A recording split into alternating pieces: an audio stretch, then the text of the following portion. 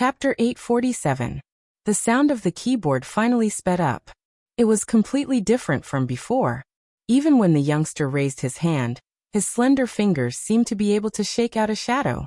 If the sound of the keyboard just now was a slow movement, then now it was like a piano piece reaching its climax. The blade that flowed like water was raised. Fatty watched as the red dot suddenly appeared, like an eagle spreading its wings. Without any warning, it directly pierced through the opponent's heart. In the internet cafe, the girl's expression changed. This time, it was really twisted.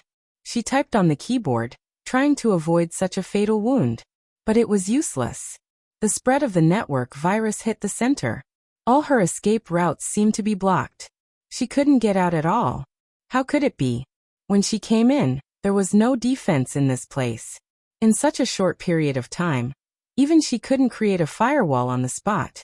The girl bit her lip, an unprecedented black mist bursting out of her eyes.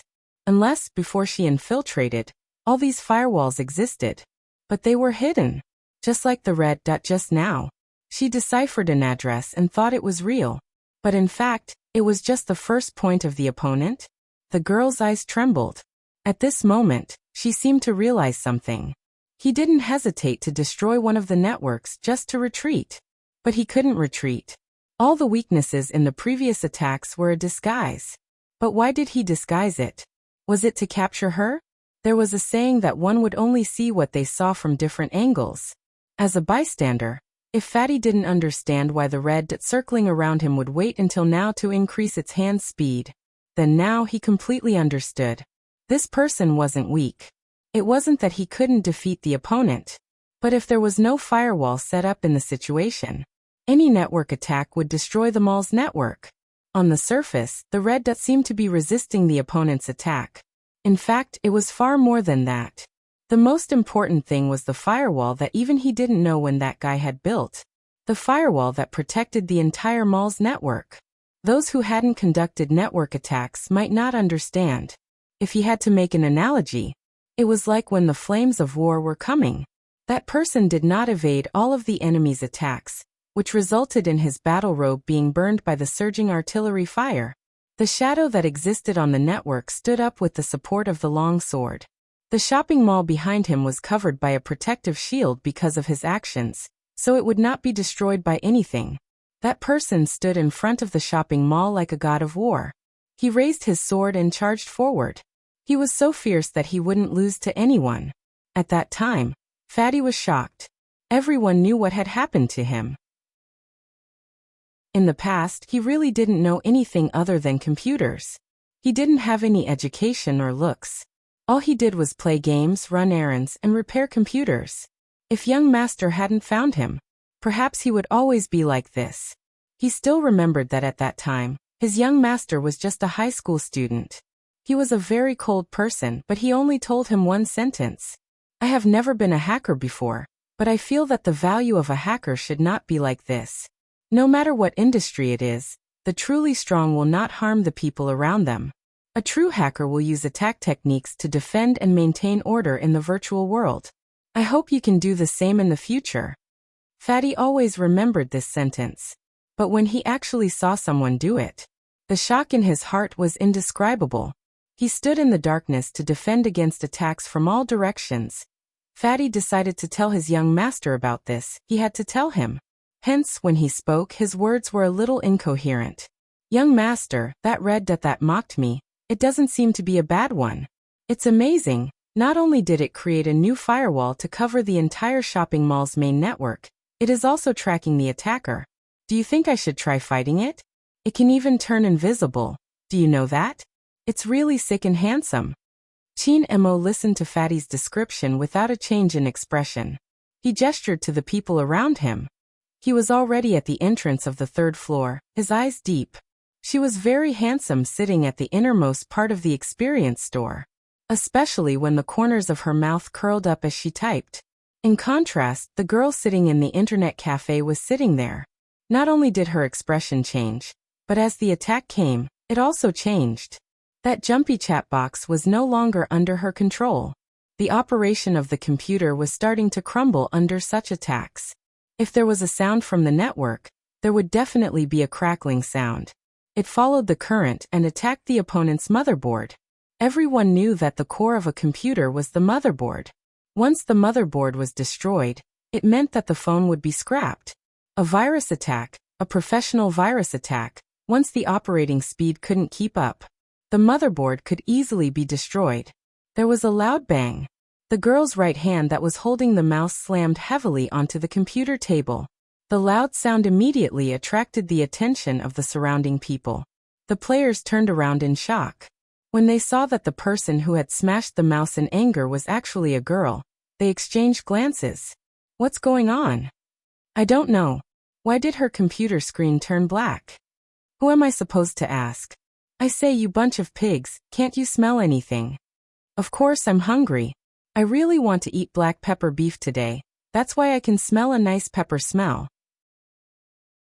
I'll order this when we go for the hero instance dungeon later. What the F***CK, the pepper smell is from the motherboard, the computer's motherboard is burnt pig. With such a shout, this caused everyone's attention to be focused on the girl. The girl's eyes were very dark, but her face was covered by her long hair, so people couldn't see her expression clearly. But just the aura emanating from her body made people feel that it was both sweet and gloomy. It was really very strange. Of course, the boss of the internet cafe had to come over after such a big incident. At this moment, the girl moved. Leaving this place immediately was the most important thing for her to do. Even if the motherboard was destroyed, at least her position wasn't exposed. But was it really not exposed? The girl had just stood up when she heard a cry of surprise coming from the entire internet cafe. What's going on? Where's my game screen? What's the meaning of this? The mouse isn't even moving. Our team is still in the dungeon and getting the first kill. Don't trick me, bro. Hearing that. Chapter 848. All the screens on the row of computers she was in had stopped working. Only 3 words appeared on them. Is it fun? The girl froze. Her fists tightened. She had been discovered. How could it be? Who exactly was it? Who exactly was it? On the 3rd floor of the mall, Boju lifted her thin lips. Successful hunt. She didn't need to explain anything. Fatty watched helplessly as the viruses were eliminated one by the defense system. He was extremely agitated, wishing he could go up and fight with the other party. Only Hoshino frowned as he sat beside the floor-to-ceiling window. He kept making calls until finally, someone picked up. He didn't waste any time, his gentle voice carrying his usual calmness. Someone went to the 3rd floor. There are the most people on the east and west sides. There's something wrong with the air vent. Bojo arched a brow. She held on to her phone and was about to stand up when she caught sight of the Special Forces soldier walking over. Her gaze deepened. Leave first, I'll think of something. Hoshino glanced up, his gaze as clear as jade. We both know that even if young Master Fu's identity is suspected, Chinemo wouldn't be sure it's you. No one would expect someone to turn into someone else. Why did you change your plan and leave now? You like to play games, right? Bojo paused, but before she could reply, Hoshino's voice came over again. If it's because of other reasons, it isn't worth it to give up on something you like. Regardless of what happens, even if there are some things you can't change, as an international MVP professional player, I can tell you that Supreme Alliance isn't a match for Xiangnan without you. Bojo's fingers stilled. Hoshino glanced at the lights outside the window. Let's go back after the National League. I know you won't be satisfied until the competition is over. I want to compete now. Bojo glanced at the carpet searching the building. I'm afraid I won't have the chance. Hoshino heard the gloomy sigh and laughed. There's a Supreme Alliance uniform under the seat you're sitting on. Bojo's eyes lit up. Wear it if you like it. Hoshino flicked open the pack of cigarettes. You've always been smarter than me. I believe you should have an idea of how to escape now. Bojo smiled. The IP address will be transferred. You can leave, but Ben will stay. I will send the virus removal program to you. Once it's done, the program will automatically collapse. Fatty has been guarding for so long, he has to give the other party a location. All right. Hoshino stood up. The knitted sweater he was wearing always gave people a sense of breathtaking cleanliness. Especially when he stood up, took his coffee cup, and left from the high chair beside the floor-to-ceiling window. Many girls turned back to look. However, no one could see that the black hair fell in an instant, covering his eyes. However, the corners of his mouth were curved into a smile. There was such a person. The reason why it became a special existence. It wasn't just liking. Somehow he wanted to play a game with Z. Even if they weren't in the same team. It didn't matter. This was Hoshino's deepest feeling after watching Supreme Alliance's entire match. If there was anyone in this world that shouldn't be let down, that was when that person shouldered something that ordinary people couldn't. Chapter 849. The search on the third floor was still ongoing, with people standing at every exit. When Chin Emma walked over, he reached out to remove the scar on his face. His imposing handsomeness washed over them. The crime squad didn't bother looking at him. But even so, the people in the vicinity could feel the formless coldness. Criminology experts weren't something they could understand. Some of them weren't from the same generation as Chin Mo. She wasn't sure how this young Master Chin, who had the air of a business elite, suddenly became a criminologist. Director Huang had even used a special method to hand over all of their operations to him, giving him full authority over them. Some of them hadn't been assured at the start. They had been through fire and water, through many cases to come out. But the person in front of them was of noble birth. Would he know how to handle cases? They admitted that was their first impression. But just now, they found out that all the suspects had been pinpointed through this person's psychological profiling. That wasn't all. They had never encountered such a situation before. The moment the suspect moved, he was caught red-handed by the witness and evidence. He seemed to be able to predict everything. He was indeed a little godly. It wasn't that they hadn't interacted with criminology experts before, but there weren't many like him. They couldn't even understand his actions. Compared to arresting people, the man looked more like he was taking a stroll. His left hand was stuffed into his trouser pocket, his deep gaze sweeping across the area, attracting many heads. Just as Chin Mo was about to enter the next experience store, the earpiece on his left ear rang again. It was Fatty again, sounding excited. "Boss, it's safe." Not only did that person secure the mall's network, but he also took the opportunity to hack into the other party's computer. Just now, when the other party wasn't paying attention, I traced the IP address. This person is now in the cafe on the second floor. I think he's cleaning up the remaining network viruses. Second floor? Chin Mo arched a brow. Fatty was still excited. Immersing. Fatty. Chin Mo pressed down on his earpiece, his black hair falling down, his voice flat. "Do you think your hacking skills are better or the other party's?" Fatty was humble. "I'm not as good as the expert yet. Therefore, there's only one possibility for you to be able to trace the other party's IP address. That is, the expert you speak of deliberately left an opening for you." With that, Chin Mo turned his head, his eyes filled with indifference. "Don't leave the third floor. Arrange for a team to head to the cafe on the second floor." When Fatty heard this, he was immediately puzzled. If the expert really did it on purpose, that would be too cunning. He wanted to use the information he gave to lure the young master away. How could they be so shameless? The facts proved that Fatty was still thinking too little. Bo Jiu had never expected such a simple diversion to divert the Almighty's attention. After several exchanges with the Almighty, she knew very well that these moves were useless in front of the Almighty. She did all this just for the time difference. Because she was very clear. On the third floor, every exit was guarded. Even if she could change her appearance, it would be very difficult for her to pass through the layers of checks. Not to mention that she was sitting in a computer experience store. They would definitely find her. Since this was the case. Chapter 850. Beside Bojo, the staff was still holding on to the mouse. He stretched his neck to look outside, wondering what was going on. First, the mall wanted to save energy, and now, there was this group of people. Why did it feel like they were up to something? Besides, they had to record the people who wanted to try the game. The staff was about to head to the innermost computer to take a look. A certain Supreme Alliance fan had been here for quite some time, and it was time to record him. But just as he turned around and took a few steps inside, he was shocked. He looked up and down at the battle uniform on a certain young man with a hairband. 10,000 alpacas galloped through his heart. Wasn't this too much of a liking? He worshipped him to such an extent that he even prepared a set of battle clothes for him. This wasn't the youngster's outfit just a moment ago. When did he change into it? The staff wasn't sure what to say. The youngster even turned to glance at him. What do you think of my uniform? The staff inhaled deeply. Your cosplay isn't bad.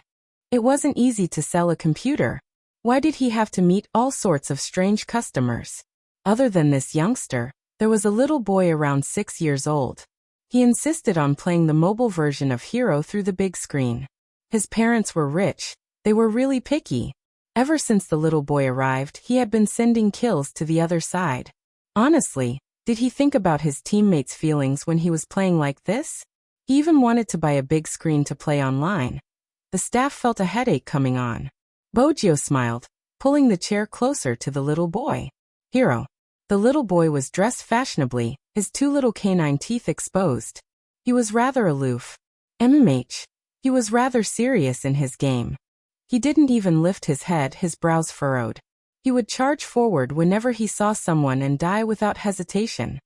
An assassin shouldn't play like this, right? Bojio supported the side of her face with one hand, looking lazy. It wasn't possible to tell that she had been attacking the internet just a minute ago. She knew that the Almighty wouldn't be suspicious if she was in such a state. Especially since the Almighty would be here soon. Bojio's gaze dimmed. The little boy didn't lift his head. You don't understand. An assassin has to charge forward. That's how my big spade plays. Otherwise, how would he be able to cut through the enemy's backline so handsomely? Bojio. For some reason he seemed to be right. That's why you play the assassin, because Big Spade plays the assassin. Bojio pointed to his screen. The little boy was very serious.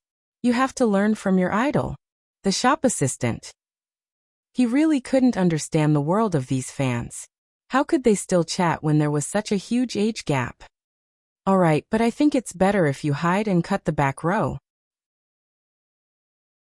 It's best not to kill them when there are too many of them. They have 2 tanks and you won't be able to kill them. Do you see the bushes on your left? You can hide there, and when they run over with low HP, use your second skill to slow them down, and use your third skill to kill them instantly. After that, run back through the wilderness. The little boy was quite serious. Then teach me how to kill this mage. She's always wandering around me.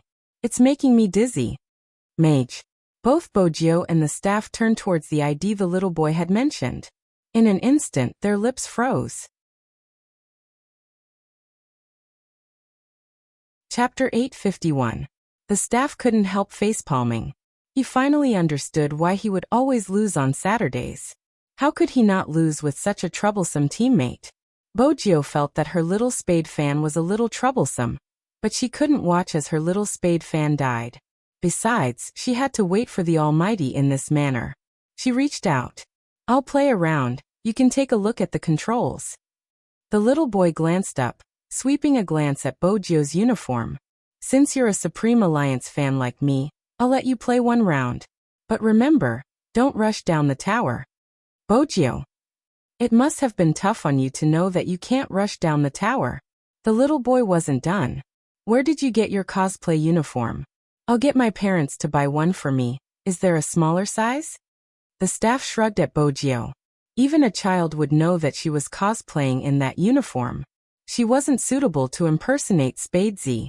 Her hair wasn't even the same color. Most importantly, Spadesy's hand speed and positioning weren't something an average person could achieve. But very quickly, the staff realized that this person's maneuvering wasn't bad. For an assassin, positioning was what mattered the most. Ever since this rich second-generation young master took the phone, he took the blue beasts in passing. That wasn't all. When he swept across the middle lane, he cleared off a wave of minions. The little boy watched anxiously, reminding Bojio seriously. Team battle. You have to pay attention to team battle. The staff wanted to face bomb again. With such a huge difference in finances and attack power, how was he going to team battle? Besides, assassins were meant to fight boss to grow. Once they reached a certain level, they would be able to capture enemies with low HP and kill them instantly. No, wait a minute. Why was he criticizing such a low-end game so seriously? Even if that person's maneuvering wasn't bad, he wouldn't be able to get up. He had already killed so many times and the difference was so huge. A long-range cannon from the opponent could take away half of his HP. How was he going to fight in such a situation? Most importantly, he had to buy his computer. However, he didn't expect that he had just turned his back. A loud game sound rang in his ears. Double kill. The staff froze, turning back abruptly. Double kill. This rich second-generation cosplay killed 2 people at once? How could this be? Their lethality wasn't even on the same level.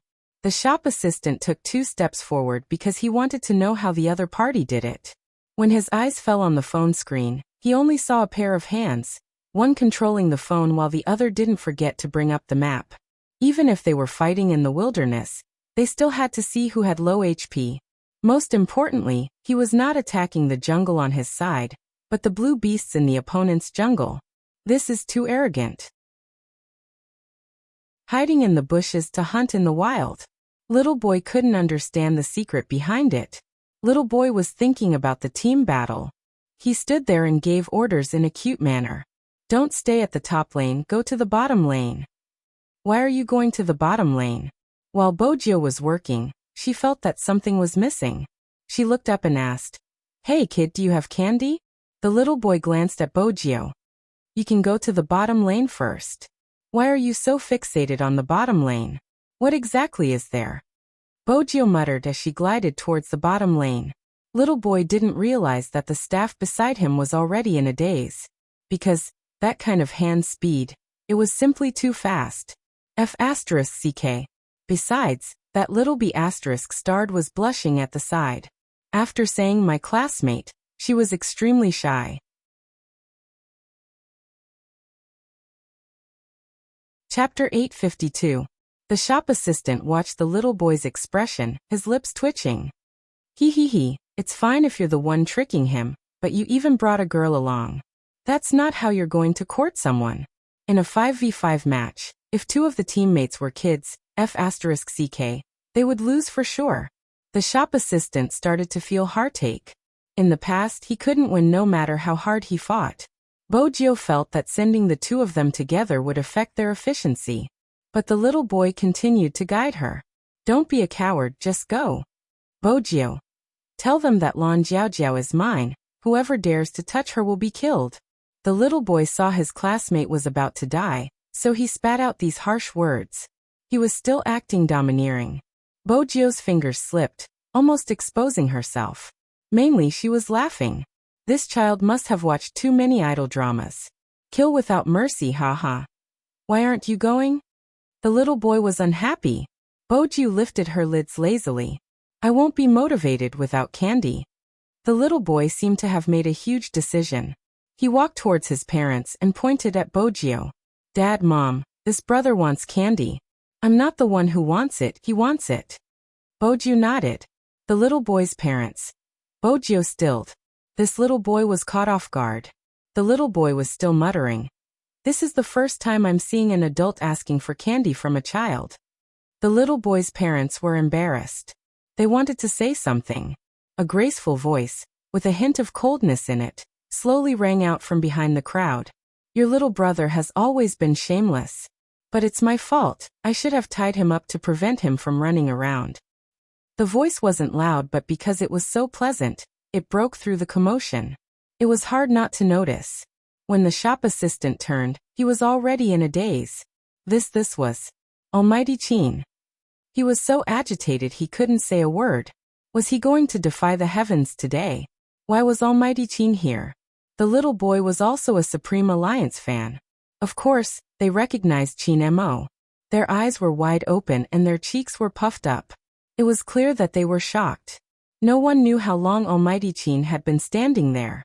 He was wearing a black trench coat, and the hem of the coat was half open, revealing the pure white shirt and tie inside, which successfully made his legs look even more slender and powerful. His black hair made him look like a character from a manga, full of dazzling handsomeness. His eyes were long and narrow, slightly slanted, faintly emitting light. His gaze was fixed on them, and there was an indescribable meaning hidden within his indifference. In an instant, the surrounding crowd seemed to have become the background of the capital city. Many people who didn't know Chin Mo stared at the man in front of them in a daze. Their eyes followed his movements. He was so handsome. Just when the shop assistant and the others were at a loss for words, Chin Mo had already walked over. At that moment, the dim lights around them seemed to have all run into his eyes. They were like revolving diamonds, elegant and dazzling. However, those who were familiar with him knew that he wasn't in a good mood. Even the corners of his lips were lifted, sending a message. For example, how was he going to deal with the faintly smiling fellow in front of him?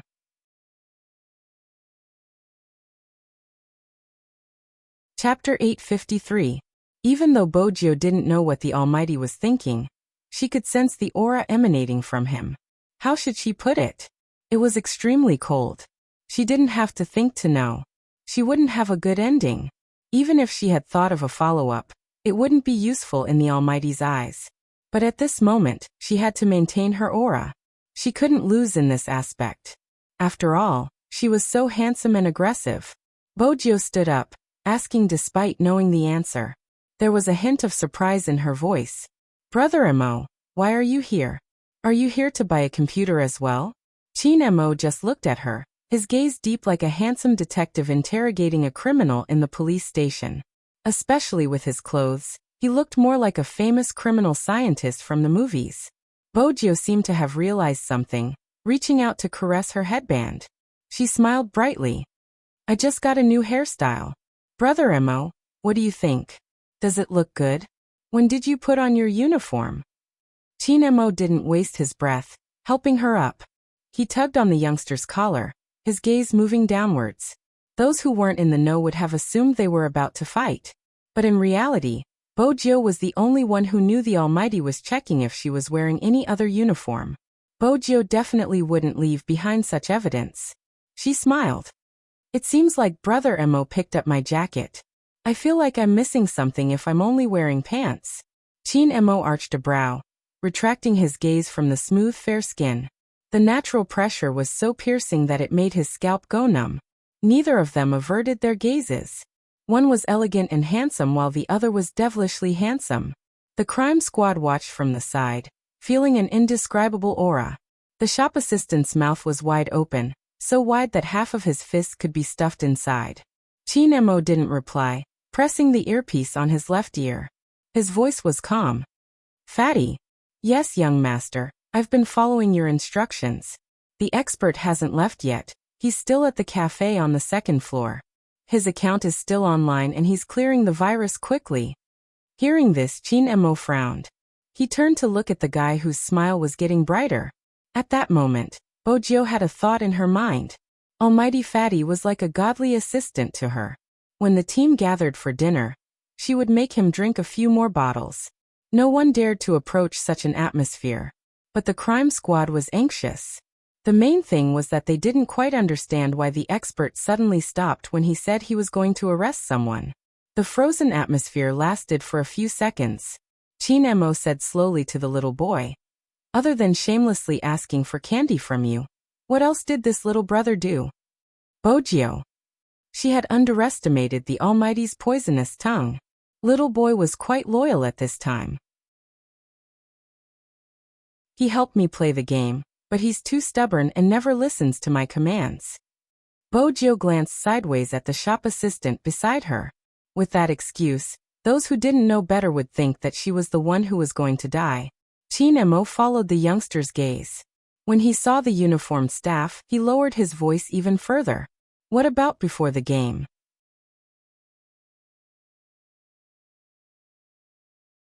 Chapter 854. With that, Bojio's eyes dimmed. The staff didn't seem to notice. Which one?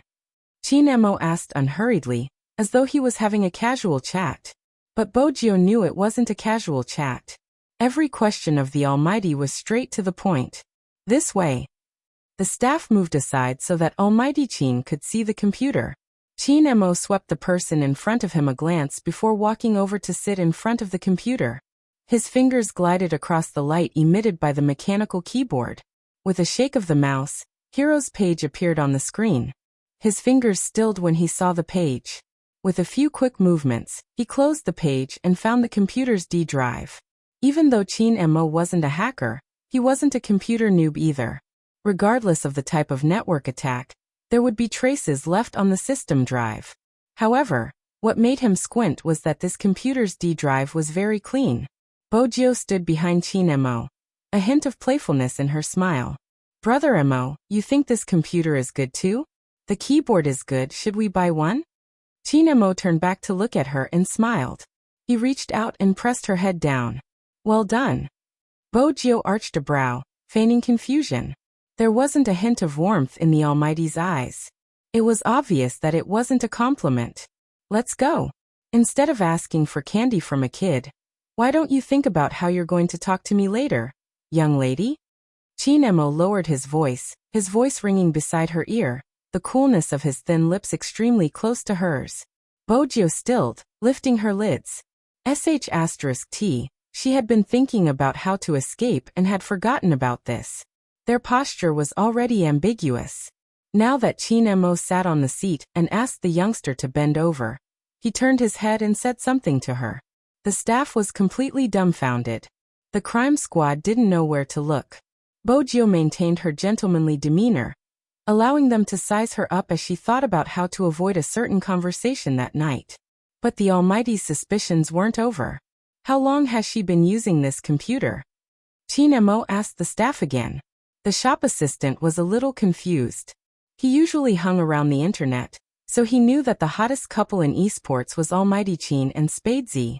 Now it looked at how familiar Almighty Chin was with this rich young master cosplaying. Could it be that he was really from Supreme Alliance? The shop assistant didn't react in time, and was shocked by Almighty Chin's sudden appearance. Now calm down. It was as if the entire computer had been struck by lightning. After all, only Spadesy could make Almighty Chin act like this. It was no wonder that the person took the little boy's phone and made a double kill. For Spadesy, in such a low-end game, if it wasn't for the huge financial disparity, he could have killed 5 times without a problem. The main thing was that he had never seen anyone praise themselves like that in front of outsiders. The staff didn't forget that the second rich kid had said something along the lines of "Spadesy is handsome" when he had first arrived. He had thought he was a fan. How could he have known that he just wanted to praise himself? Chin Mo looked into the wavering eyes of the staff and asked again, "How long has she been using this computer?" The staff snapped back to his senses. "More than 30 minutes. 30 minutes. Chin Mo's eyes dimmed as he looked at the youngster. "You like it that much?" Bojio replied, "The images are smooth." Chin Mo arched a brow. "Oh," he continued, "bring it to the police station and study it slowly."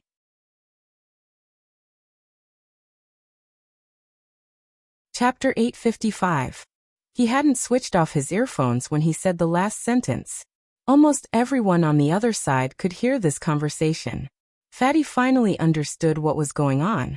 Boss had gone to catch Little Spade. But what did that have to do with him monitoring the internet? Did Boss suspect that Little Spade was that defensive expert? Fatty bolted up in agitation. Just as the others were lamenting their boss's shameless actions, Fatty was the only one scratching and scratching, feeling a little itchy. The little boy was still watching from the side. Honestly, he was shocked as well. From the looks of Almighty Chin and the little brother who had insisted on playing for him, it was highly possible that it was his idol, Big Spade. But the little brother hadn't even said the harsh words he had asked him to say, and was just playing in the jungle instead of saving his beloved little girl. What should he do now to show his admiration for Big Spade, and at the same time remind him not to be so willful? He was in a dilemma. The little boy frowned and exhaled solemnly. "Big Spade, I don't have any sweets. You should leave with Almighty Chin. He has already taken your computer away. He won't let you off." Bojio turned and tugged on the little boy's cap. "What are you saying?" Chinemo had said that he would have to pay to take the computer away. He turned and watched the two of them whispering into each other's ears. He arched a brow. Come over. She didn't need to think to know who he was talking to. Bojio adjusted her headband. Indeed, she was eye-catching. Are we going to the police station? I don't think I need to go. There's a competition tomorrow afternoon. I want to clear a dungeon and practice my positioning. Where did you get the confidence that you don't need to go? Chinmo's gaze swept over the youngster's hair. His voice was calm, but it gave off an invisible chill. Give up on your shameful behavior of cheating children of candy. Until the competition, you can only be with me. It's reasonable for me to ask for sweets. I killed 2 people for him. If Brother Mo hadn't come, I could have saved his beloved little girl. It's a pity. Actually, when she said that, she knew that the Almighty's main point was the second half of his sentence. Before the competition, you can only be with me. Was the Almighty really going to lock her up for a day? The Almighty wouldn't really lock her up for a day, right? Bojio scanned the port. Her left hand in her pocket tightened. When Bojio scanned the port, her left hand in her pocket tightened. But if the other computer crashed, it would disappear automatically. However, if the other computer system crashes, it should automatically disappear. Chinemo paused and glanced at her. Is it very honorable to ask a child for candy? Bojio. Shouldn't everything she said be to pave the way for the future? Come over, Chinemo said in a low voice. Bojio knew that he was already there, but since her puppy had said so, she still inched closer. When her right hand was held, Bojio froze, her heart sinking. She glanced at his chiseled face, but it was still there. The Almighty was only holding her hand. She thought the USB in her hand had been discovered.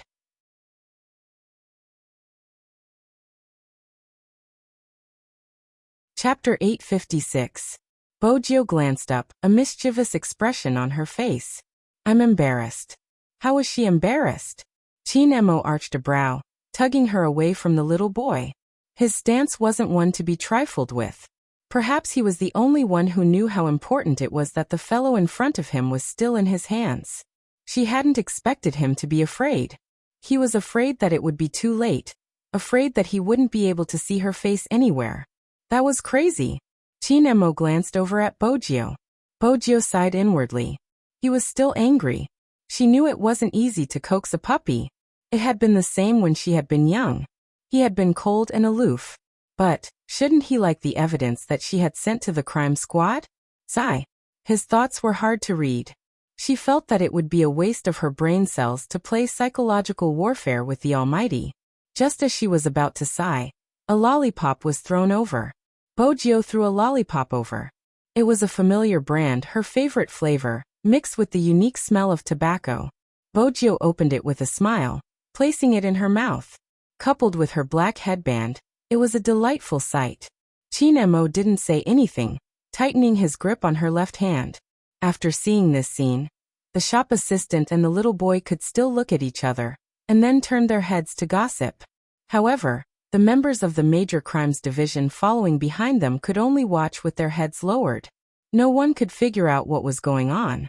More importantly, the young expert didn't head straight to the parking lot. Instead, he headed to the coffee shop on the second floor. There was a brand new laptop by the window, the screen lit up and running. Fatty felt that he had to inform his boss over the phone. Young master, that expert just now shouldn't be Little Spade. Little Spade has been caught by you, but the defense system is still clearing the virus. From the time and floor, it doesn't match up. Chinemo didn't say much, replying faintly, got it. He hung up, his long fingers caressing the edge of the laptop. It was still warm. He asked casually, what do you think of this laptop?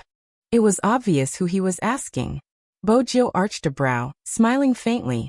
The quality isn't bad. It's suitable for research in the police station. With the help of the lollipop, her thoughts became much clearer. Very few people knew. What was the reason she ate sweets? In fact, after the large-scale network defense, she absolutely needed to supplement these things, otherwise her thinking would become sluggish. On top of that, the battle of wits and courage with the Almighty had consumed a lot of brain power. That was why she wanted to eat something. Scientific research shows. The more you work with your brain, the more sugar you need. Just like how a certain lawyer loved desserts, it was the same logic. However, because of this, that was when Bojo realized a problem. If she knew this kind of research data, it was impossible for the Almighty not to know. Why did she feel like the lollipop in her mouth was something the Almighty used to test her? Young Master Chin. Looking at the computer, the crime squad member suddenly realized something. Something's up. Chin Emo lowered his eyes in the direction he was pointing at. His dark eyes swept across the screen, his emotions indifferent.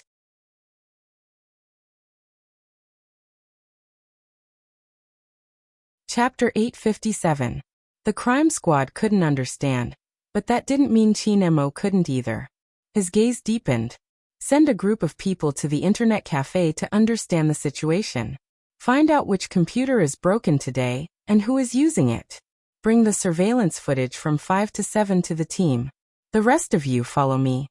The rest of them, obviously included Bojo. Sitting in a police car in such a manner. Bojo had never thought about it in the past. Beside her was the Almighty. He seemed to be resting with his eyes closed. But that was all. When the city lights hit the car window, the Almighty spoke again. The Almighty spoke again. When did you dye your hair? Bojo was watertight. I didn't dye it, it's a one-time bleaching spray. It's good, silver hair looks weird with a headband, black hair isn't bad. Is that so? Chin Emo opened his eyes. Wrapped in the lights and the shadows of the car, his handsome face and beautiful smile were really dazzling. Bojo wasn't bewitched by his beauty. Usually, when the Almighty said that, it meant he didn't believe her. As expected, the Almighty's next action was to swipe open his phone and pull up a video. Do you recognize it? Bojo glanced at the ticketing staff. It was clearly her, but at this moment, she would be stupid to admit it. Brother Emo, who are you talking about? The ticketing staff that has gotten fatter. Chin Emo fiddled with his lighter, a cold smile on his face. Bojo. What did he mean by fatter? I don't know him. Chin Emo arched a brow. Bojo assumed that was the end of the conversation. Unexpectedly, the Almighty leaned forward, his voice calm as he glided past her ear. Are you going to tell me the truth after I strip you naked? Bojo stilled, the tips of her ears flushing. When Chin Emo saw this scene, he was angry and wanted to break this guy's claws. In the end, he didn't do either. Instead, he took advantage of the hazy night sky to press his lips against her flushed ears. Since she liked to wear uniforms so much, he would let her wear them to her heart's content.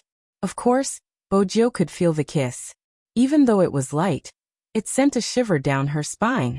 Then, she looked at that handsome face that could bring disaster to everything in the shadow of the car. Try kissing me again. Bojo thought to herself. If I kiss you again, I'll immediately carry you away. Unfortunately, the Almighty didn't receive her message. Furrowing his brows, he ran his fingers through her hair. Don't spray something like that in the future. It smells weird. Bojo. When the Almighty wasn't speaking, his face was rather handsome, but the moment he spoke, it was infuriating. 2 members of the Major Crimes Unit were sitting in front of the police car. He couldn't wait for these 2 lovebirds to get out of the back seat. But he could only think about it. Fortunately, it wasn't far from the police station. About 10 minutes later, Chin Emo alighted first.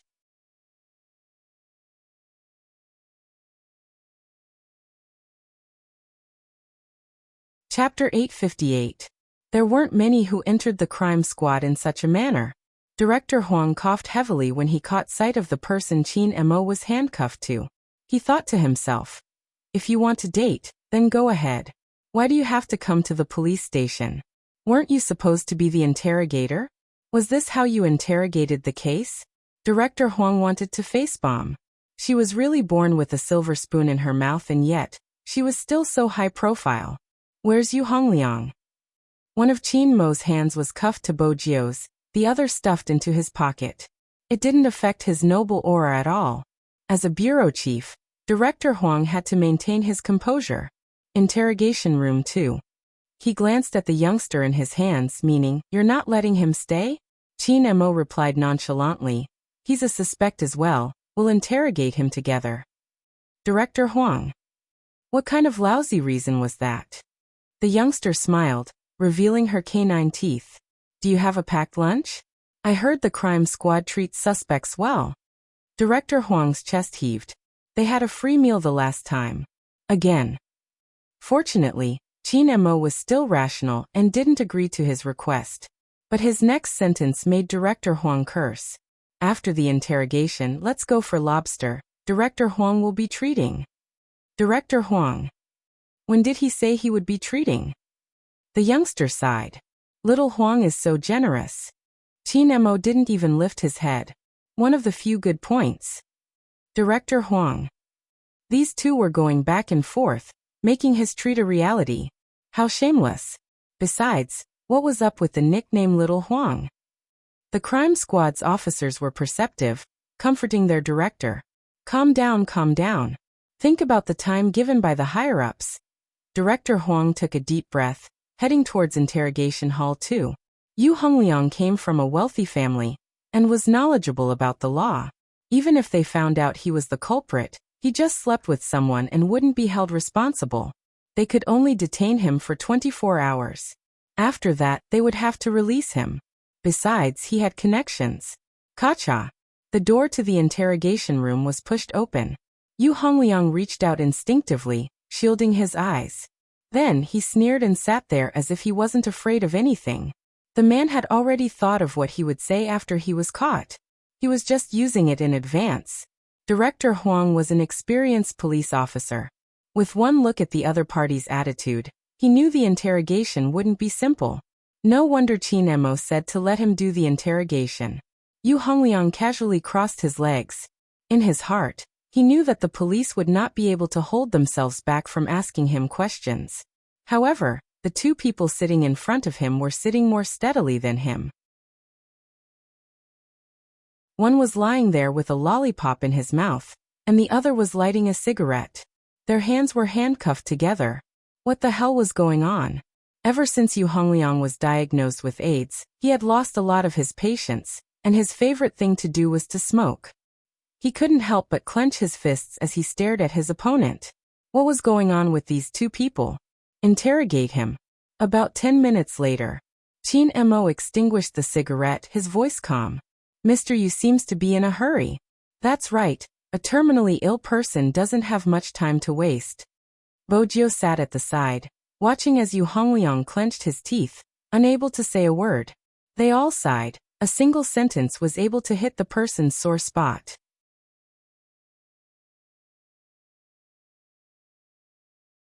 Chapter 859. It was impossible for Yu Hongliang not to be infuriated. Especially when he caught sight of Qin Mo's face, his face contorted. Officer, be careful of your interrogation methods. With that, Bojiu tilted her head. She had one thought. This suspect was doomed. If he used another method, he wouldn't be able to take it. Look, I'm a realistic example. Qin Mo arched a brow. He took out his phone and turned it over for Yu Hongliang to look at the screen. I would like to hear Mr. Yu's explanation. Yu Hongliang snorted at first, but when he saw the words that appeared, his expression changed. How was that possible? How did he have it? That person had sent him the exact same message. How was that possible? A person like Yu Hongliang would never have guessed that there were some geniuses like Qin Mo who could memorize the attributes of every hero in a game. He could even calculate the time it took for the heroes to recover their skills. It was a message with only a few words. Of course, Qin Mo remembered it. Bojiu understood since the Almighty often used such things to bluff her. He had even shown her the video. It was the same logic. The Almighty had been playing mind games from the start. As expected, when Yu Hongliang saw the contents of the message, he panicked. He glanced left and right, feeling extremely uneasy. However, he continued to be stubborn. What a joke, I'm just asking someone out. What's the point of explaining? Qin Mo held a cigarette between his fingers, his voice cold. My language isn't good, but I can recognize the words on the screen. The police wouldn't have time to deal with an ordinary person, but this is premeditated and organized. It doesn't seem as simple as an appointment. First, I didn't kill anyone. Second, I didn't commit arson. I never forced anyone to have sex with me. Every single one of those women was willing. Just because of that, they arrested me and charged me with organized crime. Is this how the police handle cases? Yu Hongliang turned his head away, refusing to communicate with the police. Qin Mo sized him up. Indeed, you can't kill them. Mr. Yu doesn't seem to understand AIDS well enough. Do you think anyone infected with AIDS will die? Medical science isn't that outdated. Those who deserve to die will die, and those who don't will live well. Yu Hongliang, who had always been filled with hostility, gripped the edge of the table when he heard this. What did this policeman mean? Was he implying that his actions were useless? How could this be? All right, the interrogation is almost done. Qin Mo turned his head and asked the person handcuffed to him, "Shall we go?" Leaving just like that? The crime squad members sitting outside were just about to push the door open. Director Huang stopped him. Let's take a look. The suspect's emotional state was obviously different from before. Was this Qin Mo's interrogation method? No. It should be said that this was the interrogation method of a genius criminologist. If the crime squad members were surprised to hear that Qin Mo was leaving, they wouldn't be able to control themselves. When Yu Hongliang heard that the other party wanted to leave, he could no longer contain his anger. Speak clearly. What do you mean by only those who deserve to die will die, and those who don't deserve to die will live well? Qin Mo leaned back nonchalant. Mr. Yu, can't you understand the literal meaning?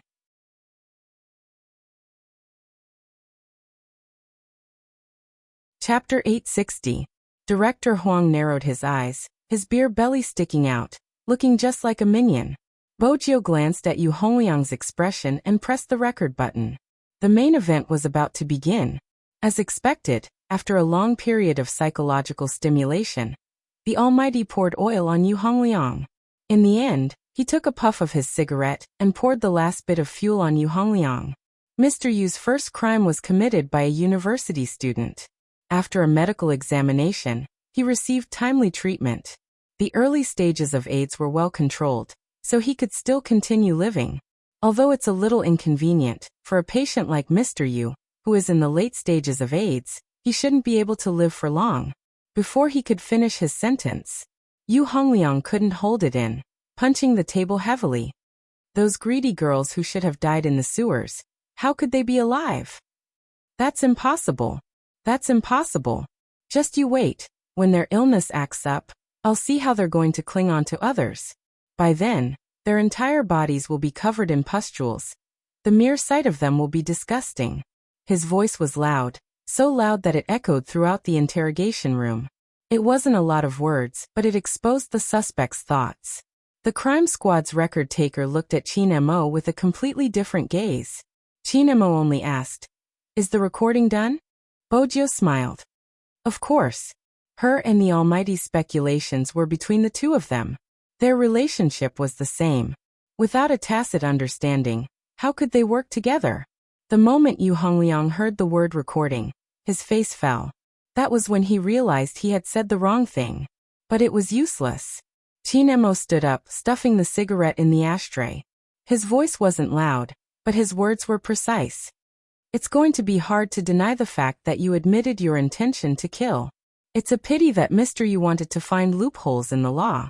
Yu Hongliang was so angry that even the rhythm of his breathing changed. His chest heaved up and down. He really wanted to kill someone. The youngster added, "You thought you could escape after killing someone, but not only did you fail to escape, you didn't even manage to kill the person you wanted to kill. Your criminal skills aren't that good, brother." Who the F***ck was your brother? Yu Hongliang wanted to stand up, but his wrists were locked. He could only remain on the chair, displaying his anger. He had never expected such an outcome. The system in this area was clearly incomplete. And those people, were they really not dead? The thing that Yu Hongliang couldn't accept the most was that he would die alone. Bojiu was clear that the Almighty had seen through this, which was why he had given Yu Hongliang a psychological hint from the start. However, Yu Hongliang's mental endurance was too weak. There's a needle mark on his arm. Qin Mo saw that the guy beside him looked like there was something wrong with him, so he reminded him in a calm voice. Bojo had an epiphany. No wonder he was a drug addict. People who were drug addicts tended to get emotional easily, especially after being locked up. They would feel a sense of urgency that they couldn't control themselves. However, Brother Mo, when did you notice that there was a needle mark on his arm? That guy's sleeve had been open all this time. Chin Mo glanced sideways. His handsome face was chiseled, but he remained nonchalant. When he waved his fist at me in the theater.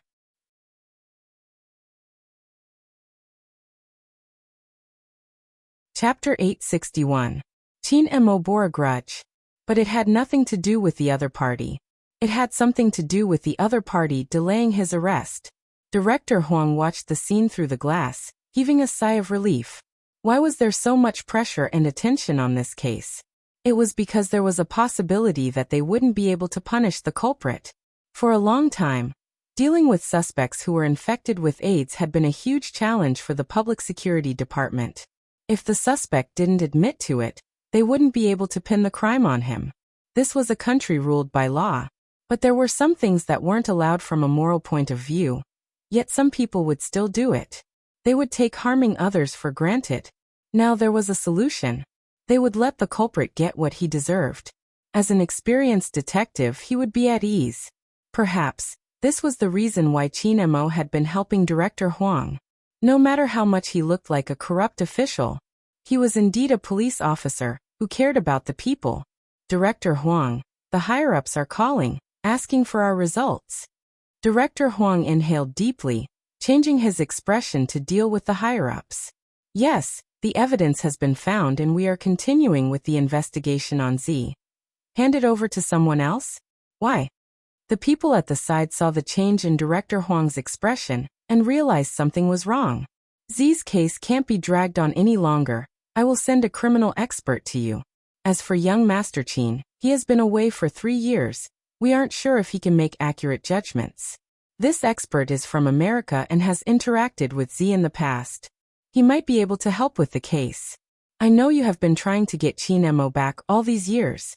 Back then, he had indeed achieved something no one could achieve. But old Huang, are you sure nothing will happen to him? Has he regained all his memories? He is General Chin's son who will be responsible if anything happens. Director Huang knew everything else was bullsh*t. The main point was the criminal expert that the higher-ups had sent over. But even if he knew he couldn't do anything, he had to listen to the higher-ups. After hanging up, Director Huang wanted to smoke, but the moment he turned around, he realized that the 2 men were standing behind him. Their expressions were the same. They had obviously heard his low growl. Director Huang explained, "There will be another criminal psychologist who will be working with us. He's from America and is said to have crossed hands with Z before. He's really good and should be your helper." Director Huang couldn't believe his own words. It was obvious that someone at the top wanted to improve their performance, so they sent someone over. Damn it. Chin Mo glanced at him but didn't ask anything else. Bojo chuckled. He had fought her before. Apart from the Almighty, those who had fought with her seemed to have been tortured badly by her. The Key Case Investigation Unit was really interesting. They didn't use a top-notch expert like the Almighty, but they had to use an outsider. Was he trying to be more of a hindrance? Chin Mo was looking at the information in his hands. He glanced up and caught sight of a certain someone's smile. What has this got to do with you? Why are you so happy?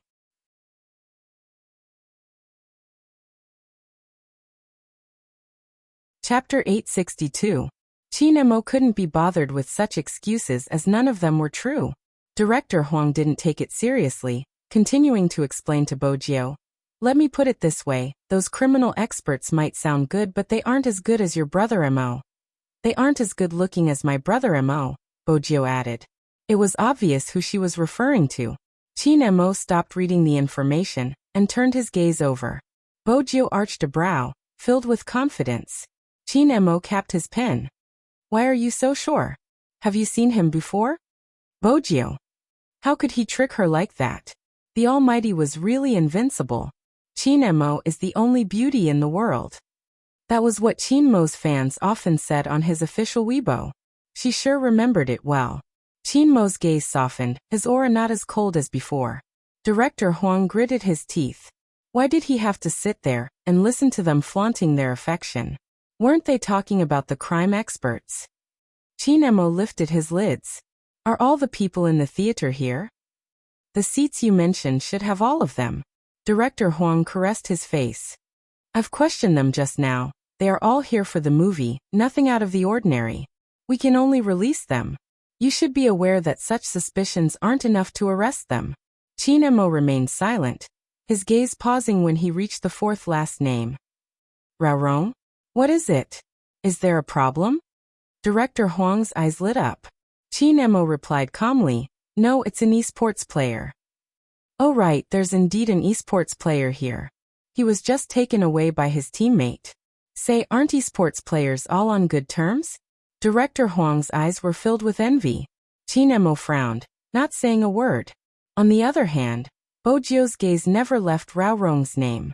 It was him again. It was such a coincidence that he appeared with the suspect in the theater? Send someone to follow them. Qin Mo would never abandon his original plan just because he knew someone. That had always been his habit. Tell me if there's a problem. I'll definitely tell you, mainly because no one knows what you're thinking, Director Huang replied. The person who had gone to the internet cafe to investigate rushed back anxiously. Director Huang, there's a situation. There's a situation? What's going on? Little Huang still didn't know about the investigation. Qin Mo stood up. Speak. The computers in the internet cafe are indeed broken. And it's not just the computers that are broken. Even the surveillance cameras are gone for some reason. However, according to the owner of the internet cafe, something strange happened today. At first, the motherboard of one of the computers was burned, and then a sentence popped up on the screens of several computers. What are you talking about? Forgive Minion for being too eager to solve the case. The man took a sip of water. Is it fun? I'm asking you a question and you're telling me if it's fun. Director Huang was furious and the consequences were dire. He paused. Director Huang, I meant the words written on the screen. Is it fun? The minion quietened down and coughed heavily. Qin Mo's voice was low. Who is using that computer? Do you have any impression of the internet cafe?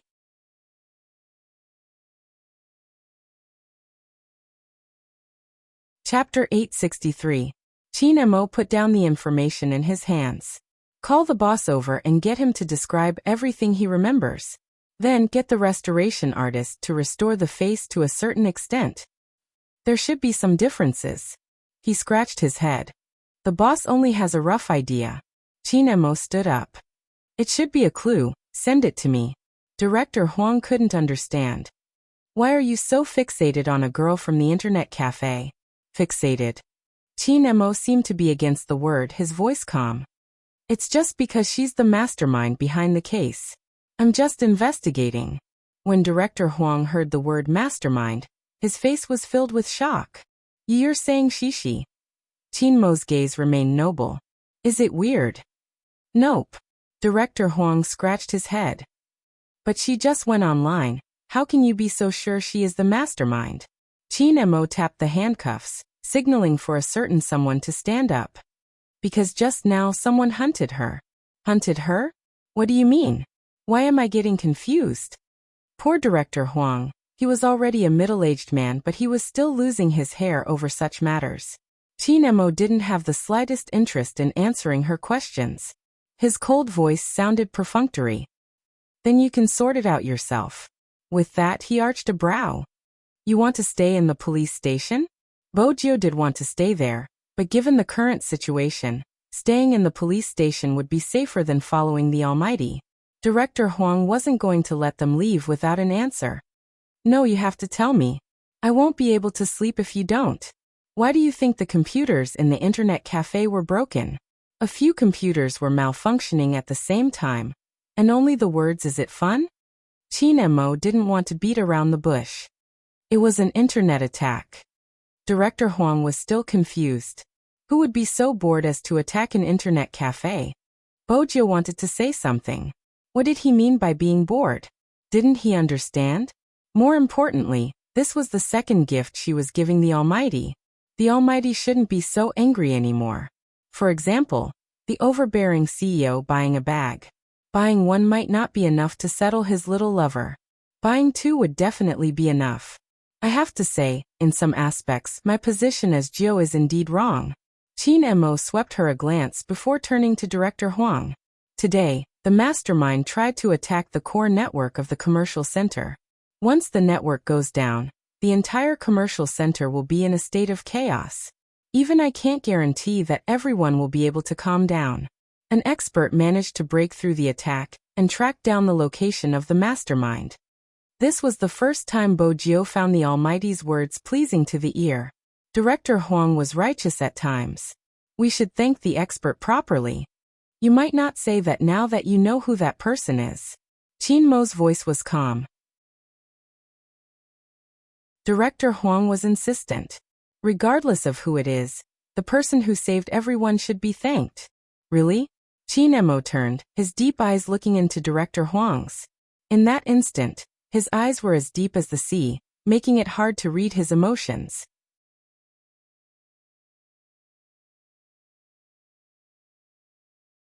Chapter 864. What did you say? At that moment, Director Huang started to suspect that there was something wrong with his hearing. The members of the Major Crimes Division were also stunned. But none of them were as shocked as Bo Jio herself. She tried her best to look natural. But her heartbeat wouldn't lie. Did the Almighty already know it was her or? Qin Mo's gaze didn't waver. That person is Z. Director Huang was confused. He spun around. No, you mean Z protected the entire mall, defending against an attack? Immersing. Qin Mo replied faintly. Director Huang scratched his head. Such a situation. How is that possible? Why is it not possible? Qin Mo lifted his brows. Director Huang was frustrated. Let me think this through. Didn't you just say that the person behind the attack was the mastermind behind the series of cases? Now you're saying that Z was the one who defended the network. Are you trying to say that Z isn't the person we're trying to arrest? I reminded you. Qin Mo's expression didn't change. Director Huang inhaled deeply, not saying a word. After all, it wasn't easy for him to thank a criminal. Besides, he was in a mess. Why was Qin Mo still speaking up for Z? He knew Qin Mo all too well. If it was a criminal he truly hated, he wouldn't be acting in such a manner. Director Huang paused. When he turned towards Qin Mo, there was a never-before-seen worry in his eyes. You are still the same towards Z. Qin Mo, regardless of how much you treat Z as a hero, Z is still a criminal, do you understand? Qin Mo's face remained emotionless. Let's talk about how you are going to thank me. Director Huang choked, calming down. At this moment, Qin Mo moved his left hand. Bo Jio arched a brow. Go. It seemed like the Almighty hadn't guessed it was her, and was probably still doubting. But it wasn't bad to hear such an evaluation. In the past, the Almighty hadn't been so resistant towards her. A hero cherished a hero. It was the same for the Almighty. There had never been anyone who had caught her that she would want to bring home. But the Almighty's next sentence, Bo Jio's heart skipped a beat, her movements stilling. As for the fact that she is a criminal, I know it better than anyone else. Bo Jio tilted her head, her black hair falling over her eyes. She was also very clear about this. That was why they couldn't kidnap him and bring him home to raise him. Because that person was the Almighty. If they fought, both sides would be injured. On the other hand, the key case investigation unit still needed time to digest the news they had heard. In particular, how to report to the higher-ups was a very important matter. Director Huang knew that Qin Mo was bringing this matter to the surface to clear Z's name since the higher-ups had transferred the case. Director Huang understood some of the matters.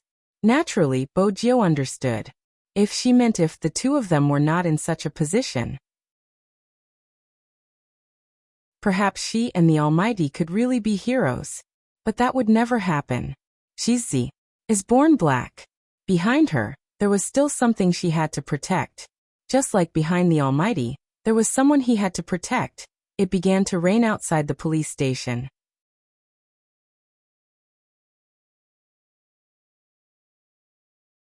Chapter 865. At 9:15 p.m., there were fewer people on the streets due to the rain. At the entrance of the police station, Chin Mo held a black umbrella over her head. His face was noble and gentle in the rain. There was already a car waiting in the drizzle. It was a black Land Rover with a red military license plate. Under normal circumstances, it carried a strong aura. Young master. The Chin family's chauffeur was as thoughtful as ever, bringing an extra umbrella over. But when he saw Chin Mo and Bojio's handcuffed hands, he was startled. Chin Mo's expression didn't change. Other than raising his hand to wipe the rainwater off the youngster's face, his voice was calm. Let's go. Bojio was still deep in thought. The computer she had brought back couldn't produce any results in a short period of time. Fatty couldn't do anything about it, so she had to find someone more professional. Bojio wasn't worried about them finding anything since the other system had already crashed. In another half an hour, the remaining traces would be destroyed as well. This showdown would depend on how much the Almighty suspected her. Chin Mo sat at the side, his gaze landing on the youngster's headband. He asked slowly, "Have you thought of a way to talk?" With that, Bojio snapped out of her daze. She had been worried about many things, but none of them could compare to the situation in front of her. The Almighty wanted to talk to her. She wasn't sure if she could jump out of the car in time. Bojio shook the handcuffs on her right hand. It was obvious she wouldn't make it in time since the chauffeur was still heading towards the military compound. He had no intention of letting her go. Chin Mo glanced over, supporting his face with one hand as he watched her. He even tapped her wrist with an enigmatic smile. That pressure was indescribable. It felt as though her right hand would break at any moment. But it still looked good. Bojio felt that the Almighty was so likable because of his good looks. She sorted out her thoughts, but before she could speak, the Almighty's voice came again. The Almighty's voice came again, very slowly. There's something I'm curious about. The first time we met, you said you wanted to compete in size with me. How are you going to compete in size with me? In that instant, Bojio's words were stuck in her throat. The chauffeur couldn't understand his young master. As the person involved, Bojio understood. Back then, when she had pinned the Almighty against the wall, she hadn't thought much about it in order to keep her identity a secret. I'm young and inexperienced. Bojio felt that it wasn't a good time to talk about such a sensitive topic. But obviously Chin Mo didn't think so. The police station was not far from the military compound. Now that they were in the garage, Chin Mo lifted his lids and said to the driver in the driver's seat, "Old Wang, go in first." Old Wang knew that young master had something private to discuss with young master Fu. He didn't turn off the heater, so he opened the door and got out of the car. Now only the two of them were left in the cabin of the Land Rover. It was rare for Bojio to feel that the situation wasn't easy to handle. As soon as Old Wang left, the pressure from the Almighty became even stronger. Just because you're young and inexperienced, you think you can flirt and not take responsibility? Chin Mo lifted the corner of his eyes. It seems like as a young girl, the wall-jumping scholar, your understanding of this is biased. Bojio knew that she wasn't strong in this aspect, hence, she decided to take the initiative. Brother Mo, you can ask me why I dressed as a man. Coincidentally, I'm not interested in reasons, Chin Mo said slowly. His side profile was handsome as if it had been carved by a knife.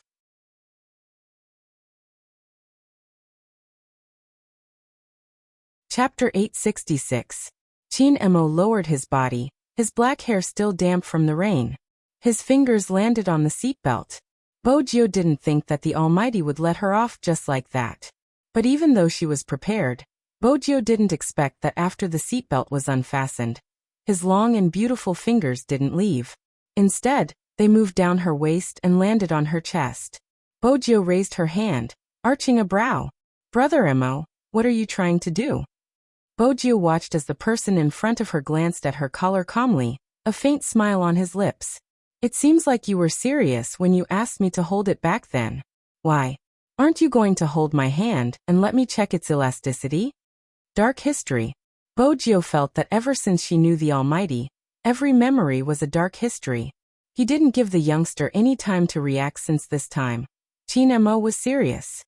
He reached out and blocked the narrow car door. his left hand reaching under the hem of her shirt to remove the cloth. His movements were so fast that even before she could resist, she was already at a disadvantage. Her back was facing Chinemo, and one of her hands was cuffed, limiting her range of movement. The Almighty was formidable. Knowing that she was good with her legs, he decided to stay in the car. I'm more interested in your body structure than your reason for dressing up as a man. Chinemo looked at the person in his arms. His ink-black eyes were tainted with a deep darkness. He pressed his body over and pressed his lips against the back of her fair and elongated neck. His deep voice caused the temperature in the car to rise to the extreme. Bojio straightened her back, not wanting to expose any weakness at this moment. Chinemo chuckled, his slightly cold lips moving upwards, landing on the tip of her ear. Just as you wish, let's try it out. Brother Emo, I thought we were going to have a good talk. Bojio wanted to move her wrists, but they were cuffed. She wanted to move her right leg, but it was pressed down. Chinemo arched a brow, his face reflected in the car window, making him look noble. Even with her back facing him, Bojio could see his face. His black and sharp hair, his handsome and robust body made him look like a devil in the night, extremely dangerous. All the time, isn't it? He smiled and flicked his finger. His breath landed behind her. Why? You don't like this method? An electrifying heat surged through her body at the contact. Bojio trembled uncontrollably. His body temperature seemed to have started to go out of control along with the temperature in the car. However, that voice didn't seem to have any intention of leaving her ears. His cold fingers wandered wantonly on her smooth skin. Then he gripped her tightly. It's really soft and feels good. It's so realistic that not only can it fool some otakus, it can even fool me. This time Chinmo's smile was a little cold. Smart. Why does this sound so familiar? When she thought about it carefully, she realized that those were her own words. The Almighty's ability to hold a grudge was too good. Bojio seized the last chance to get up. I can explain. Chinemo pressed her back down, his breath thickening. His fingers didn't have the slightest intention of withdrawing. The softness under his palms still carried the delicate fragrance of jade that made his body heat up every time he thought about it. She felt that at this time.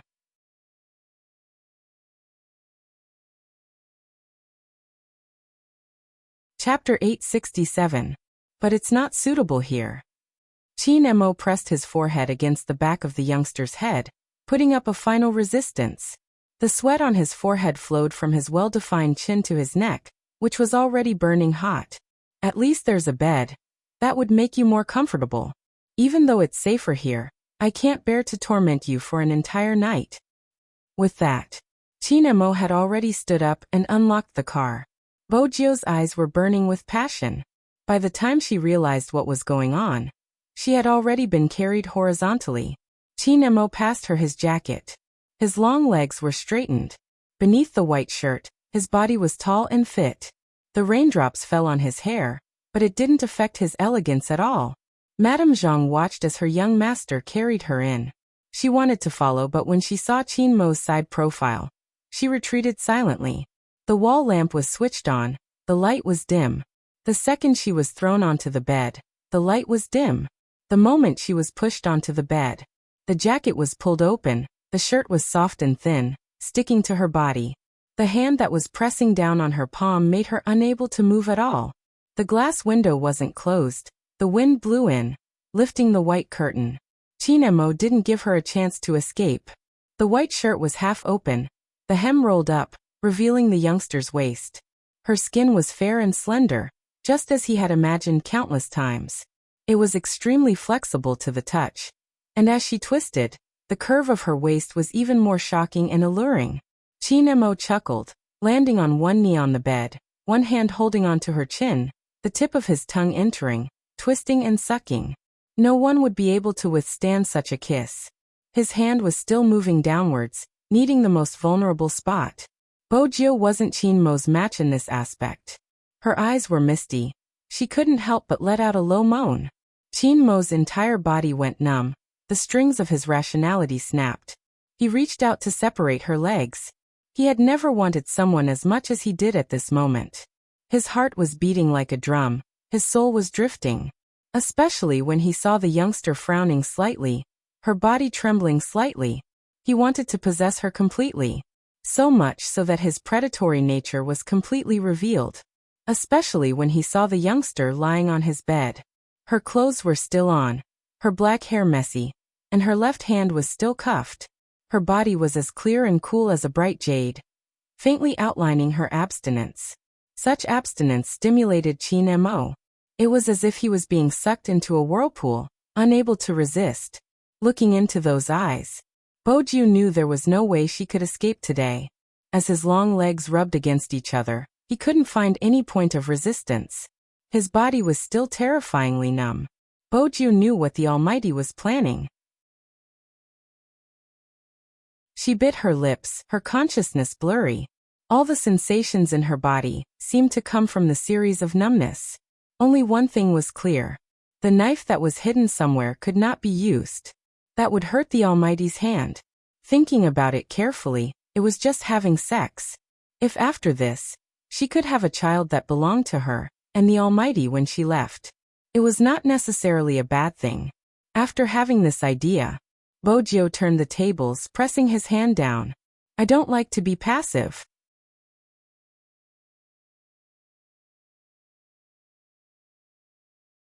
Chapter 868. Before Bojo could fully comprehend the meaning of his words, Qin Mo had already carried her. Qin Mo had already hugged her, and the two of them switched positions. At this moment, Qin Mo was below her. His shirt was half open. His chest was faintly glowing.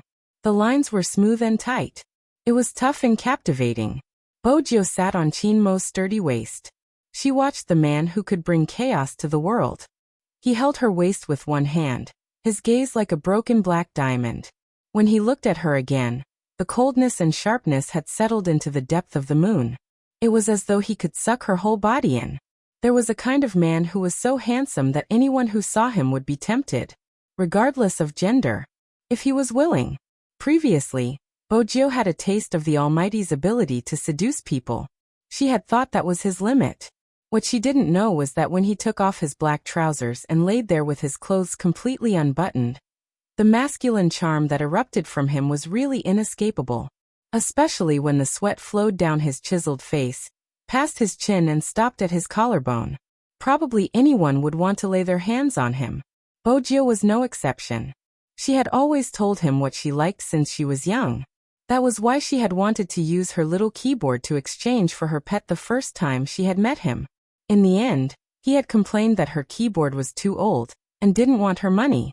She had been depressed for a long time because of this. Every day, she would climb through the window and watch as he read. He would feed her impatiently, his little face cold. He had even warned her, "You can come but you can't dirty my book." She had indeed run around and her body was dirty, but a child should have some innocence. Besides, as the boss of a district, how could she not display her dominance? But since her pet had said so, before she went, she would wipe her face clean. She had to bring a gift when she was a guest. This was the Bo family's teachings. But every time, he wasn't interested in the things she brought. Later, for some unknown reason, her canine pet became interested in her electronic devices. After washing her hands, he dismantled the Overlord game console that she liked. Then she received a small drone. She liked this person. She liked it too much. She had to hesitate. His identity wasn't suitable. If the Almighty wasn't a criminal psychologist, if the Almighty was just a second-rate criminal psychologist, there was probably no such thing as being reluctant to part with him. She wouldn't fall in love with him anyway. It was because he was neither. Before meeting the Almighty, Bojo didn't think there was such a person. It was pure and powerful like a light that was not affected by the darkness. That was why she wanted it so badly, but she was worried that her identity would be exposed. He would treat her coldly. After all, it wasn't just him. Even she was very clear about this. Those who walk different paths cannot make plans together. She belongs to the night, and he should always be in existence standing on the altar. However, she had also said that, if the Almighty kissed her again, she took him away and raised him. Even if he didn't carry her away, he had to sleep with her once. Thinking of this, Bojo smiled and lowered her head. Her face was extremely handsome. Brother Emo, I gave you a chance to reconsider.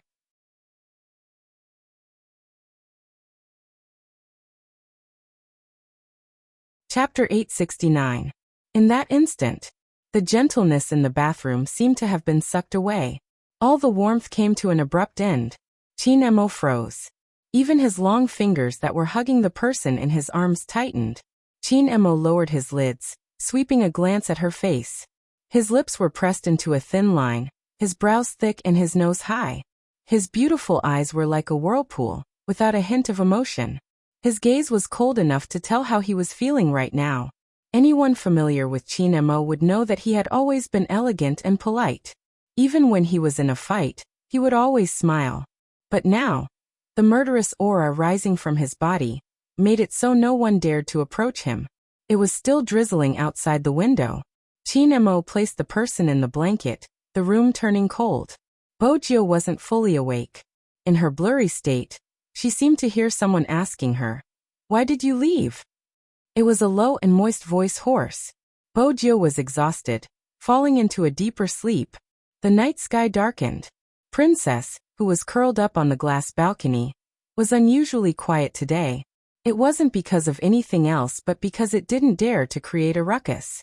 After today, it finally understood one thing. In the past, it had always thought that it was impossible for that fellow to lay a finger on its master. But now, it seemed like the other party was too strong. Its master hadn't been able to resist even when she was pinned down. Sigh, as a cat, there was nothing it could do about it. It was already so late, but there were still sounds coming from the kitchen. Madame Zhang would definitely wake up. But when she saw the tall and slender figure in the kitchen, she was stunned. She wasn't sure what her young master was thinking. His eyes were dark and deep, as though they were a bottomless abyss. Madame Zhang walked over. "Young master, let me do it." Chin Emo shook his head. He was cooking noodles in a pot to ensure it wouldn't turn cold. He carried it upstairs with one hand.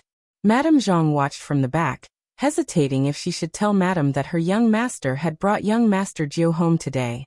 Even Auntie Zhang could tell that today was different. Chin Emo rarely cooked, so he wasn't hungry. He knew clearly who the noodles were for. He looked at the person lying on his bed. Her black hair hung down and covered her face, revealing only her chin. Her sleeping appearance was very pleasing to the eye. But Chin Mo's narrow and dangerous eyes narrowed. He chuckled coldly. "You haven't learned your lesson." As soon as he finished speaking, he leaned forward. While he was half asleep, he was forced into a state of ferocity and numbness. He was unable to extricate himself, and even his toes were trembling. Bojo felt as though she was in a furnace. She exerted force on her fingers and couldn't help but let out a sound. When she opened her eyes, they were blurry and misty. It was supposed to be a punishment, but at this moment, Chin Emo felt as though he was about to melt in it. When he met her gaze again, he couldn't take it anymore. He grabbed her waist and rained down on her. The white window screen was blown up, and even the lingering scene gave people an extremely beautiful and dreamy feeling. The sky was bright. After the rain, the sky in Rivertown was very blue. The sun shone down from the east, speckling the bed.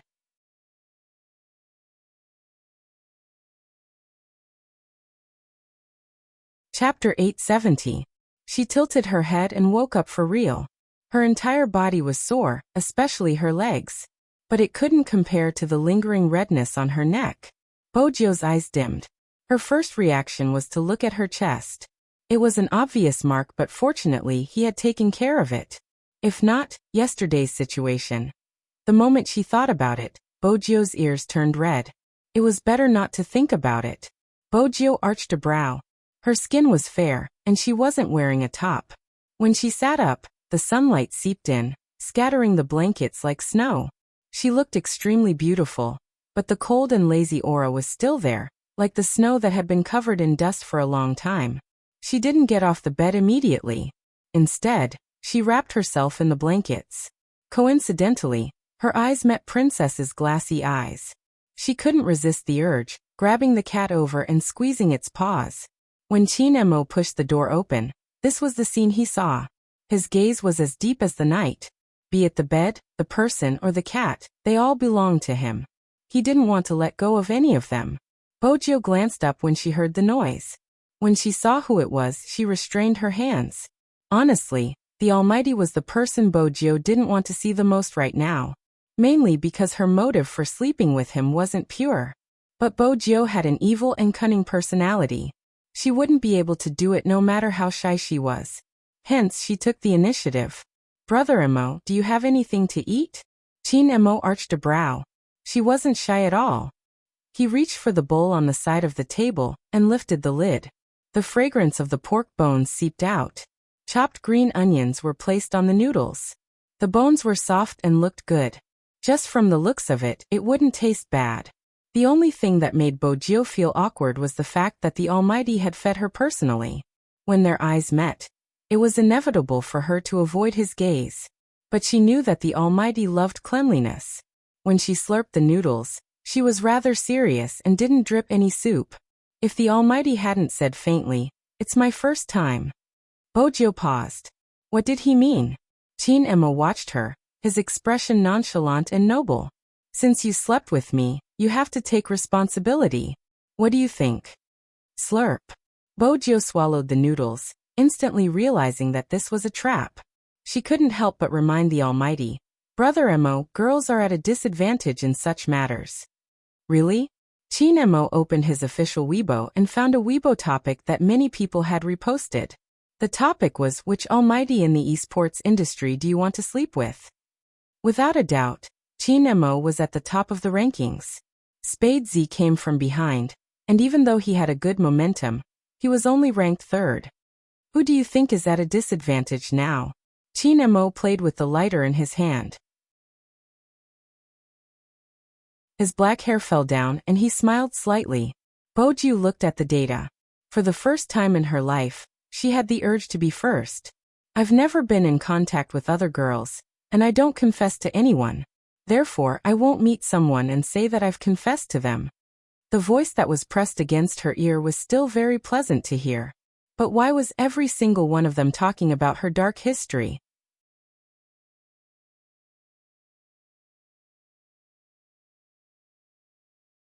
Chapter 871. According to the Almighty's words. Indeed, she was the one who had the upper hand. She remembered the comments the internet gave the Almighty clearly. The first half, Chin Emo is the only beauty in the world. The second half, it's a pity he can't sleep. Bojo felt that she needed a cigarette to calm herself down. She reached out to push her hair aside, revealing her exquisite features. Brother Emo, give me a cigarette, I need to think about it. Chin Emo chuckled, his cold gaze sweeping over the youngster's face. You mean you want to smoke after bed? Bojo. Why did she seem to be going overboard in front of the Almighty? Chin Emo passed the thin cigarette into her hands. But as he leaned forward, his other hand reached into the blanket. Bojo widened her eyes in shock, her fingers stilling as she held onto the cigarette. What is it? Not used to it.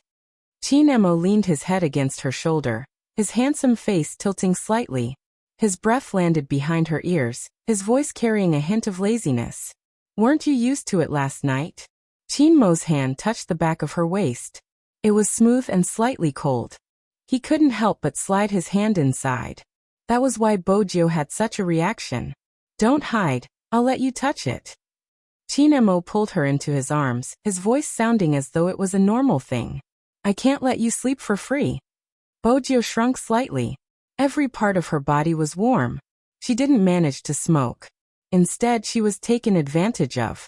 Every part of her body seemed to evoke that familiar numbness. But there wasn't even a piece of clothing by her side.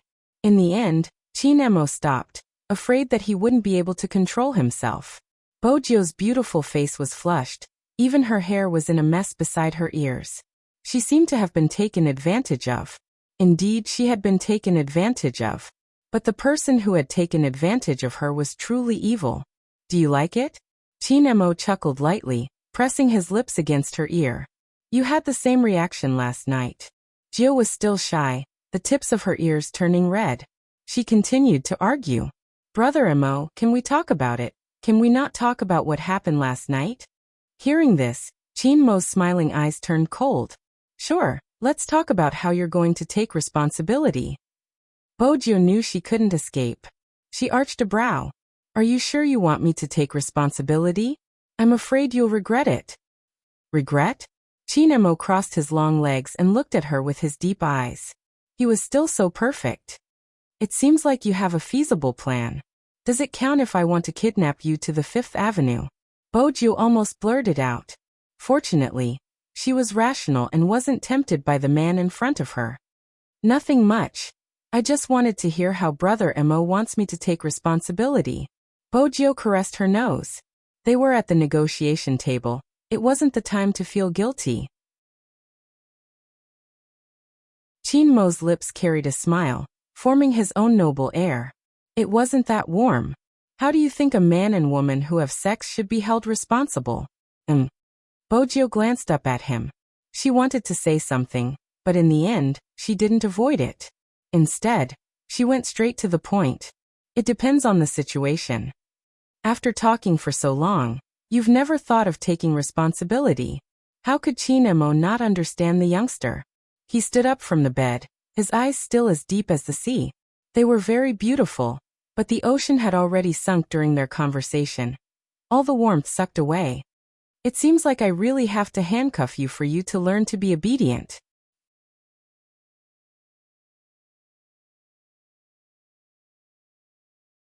Chapter 872.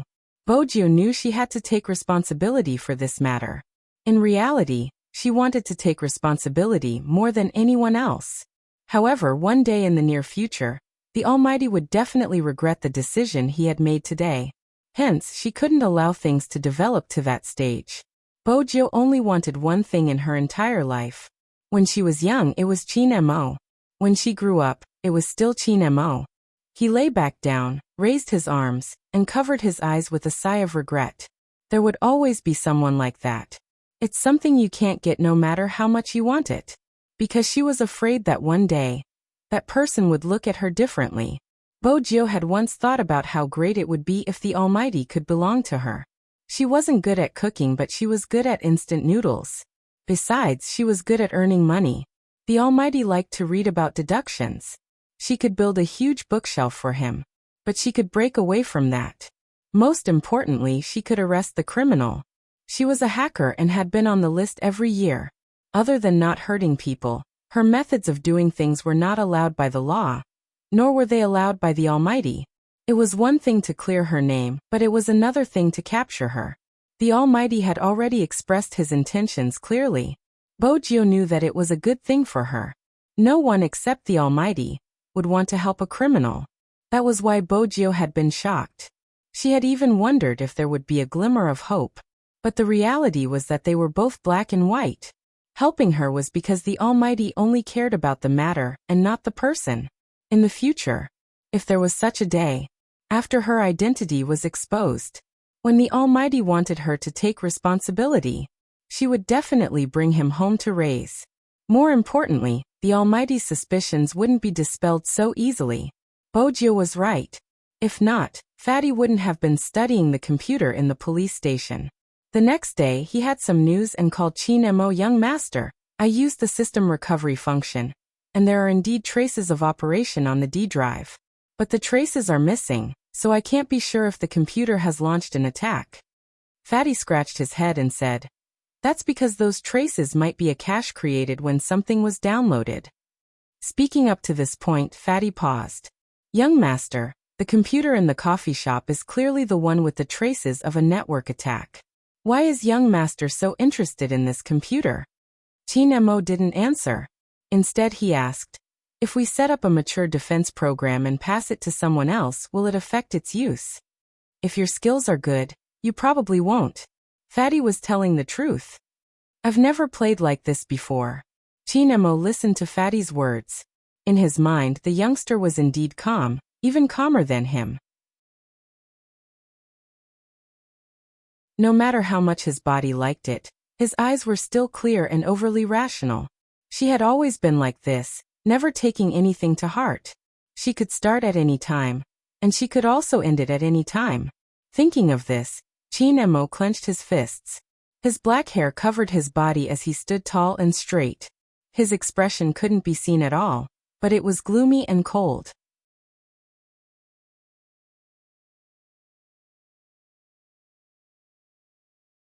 Chapter 873. Young Master. Are you saying that Z might have transferred the firewall's operating system to another computer and got someone else to activate it to divert our attention? In reality, Z isn't in the cafe but somewhere else? Fatty wasn't dumb. Combining the questions his boss had asked him before, he deduced the answer in one go. But it's too difficult to do that. Not only does it require the implant to have superior network skills, the person working with it has to be good at seizing the time. Fatty still felt that the possibility was low. Chinemo glanced up, his voice calm. Don't forget, Z is on the move.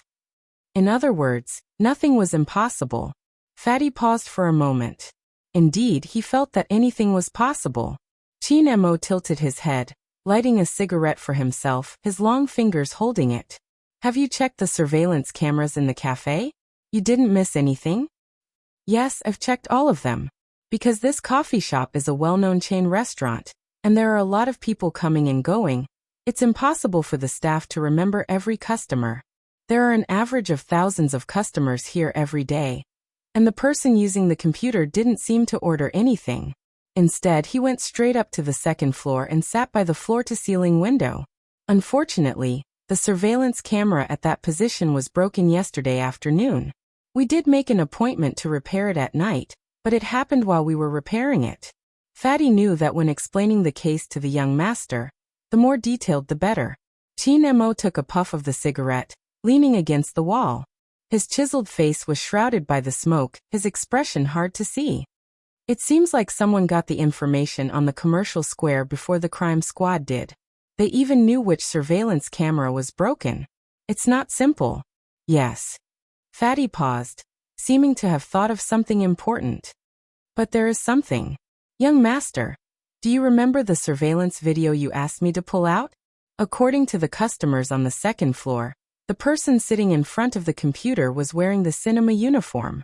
Even though no one saw his face, the key point is that he was wearing the cinema uniform.